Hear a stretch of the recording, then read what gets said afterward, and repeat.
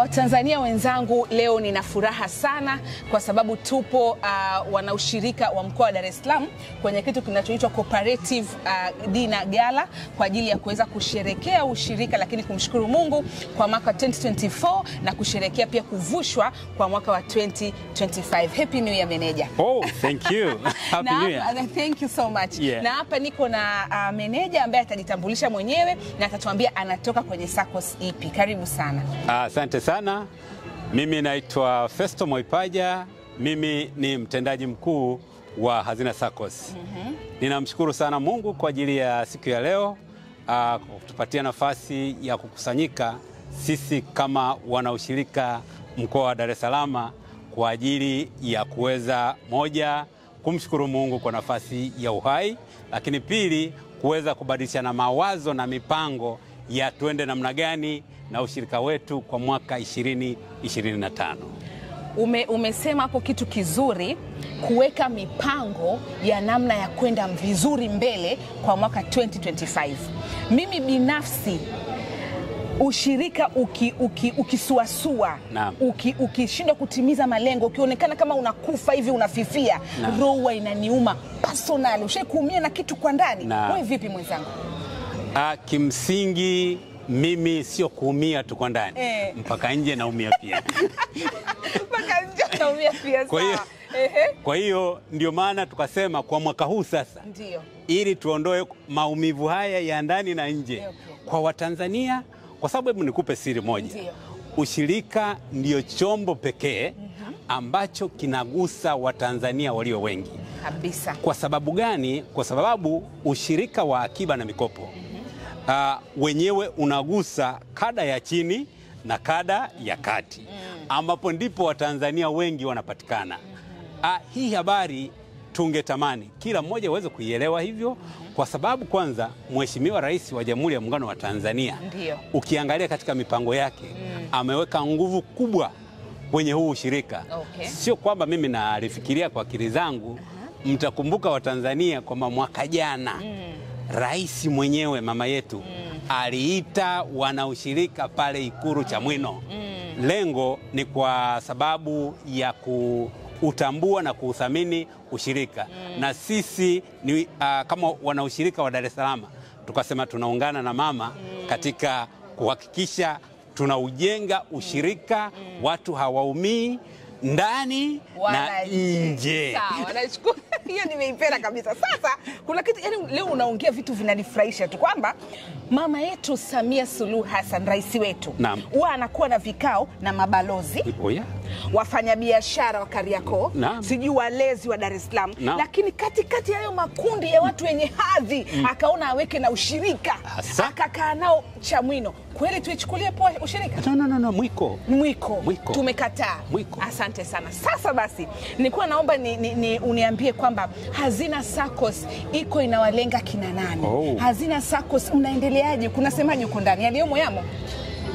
Hazina SACCOS ni habari ya mjini. Hazina SACCOS sisi ni tiba kwa watumishi wa umma Tanzania bara. Sisi Hazina SACCOS tunahudumia watumishi wa umma Tanzania bara. Cha msingi wewe tu ni mtumishi wa serikali ya Jamhuri ya Muungano ya Tanzania kwa kada yoyote. Na kwa sasa tunavyoongea hivi, tumefanikiwa kufikia wanachama 9,000 kama na 200 hivi kidogo.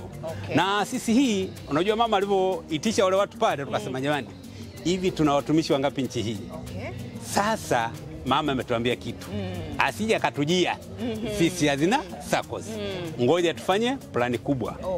Kwa mwaka huu tu tuliingiza wanachama 1,500. Hongera sana. Na mpango huu sisi nia yetu ni zaidi ya 1,500. Ili angalau tuendelee kusapoti kwa namna hiyo. Na Hazina SACCOS, kama utakumbuka mwaka jana kwenye bunge la Jamhuri ya Muungano wa Tanzania, kuna ajenda moja ilikuwa hoti kidogo, ile ya habari ya kausha damu.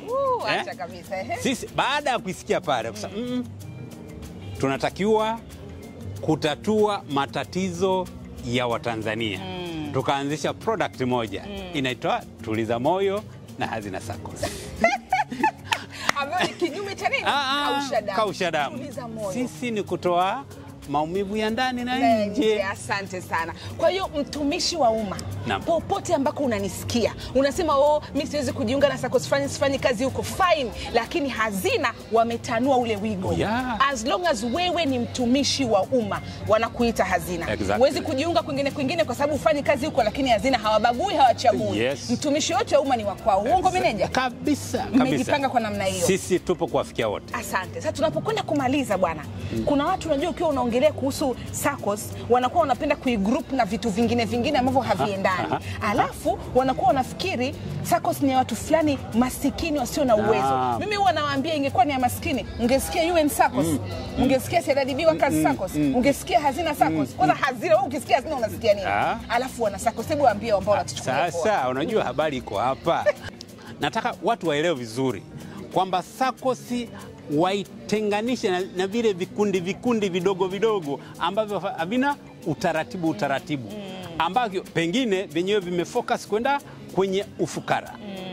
Mimi swala la maskini no problem. Cha msingi uelewe maskini ni nini. Ukisha uelewe maskini kwamba ni nini, mwenye sasa imagine kwa mfano Hazina SACCOS. Raia namba 2 ambaye ni makamu wa rais wa Jamhuri ya Muungano wa Tanzania ni mwanachama wa Hazina SACCOS. You are missing out. You are missing out. Gavana wa Benki Kuu ni mwanachama wa Hazina SACCOS. Makamishna mbalimbali, makatibu wakuu mbalimbali, wakurugenzi mbalimbali, wa taasisi mbalimbali na wanachama wa Hazina SACCOS. Yaani cha msingi tuwaambie wasichelewe. Mambo iko huko. Jamani, mimi nawaambia Watanzania wenzangu, ukitaka kuishi kwa amani, njoo tujiunge na Hazina. Tuliza moyo? Kwa hiyo SACCOS, tuliza moyo na Hazina SACCOS. Una maumivu ya ndani na maumivu ya nje. Karibu. Asante.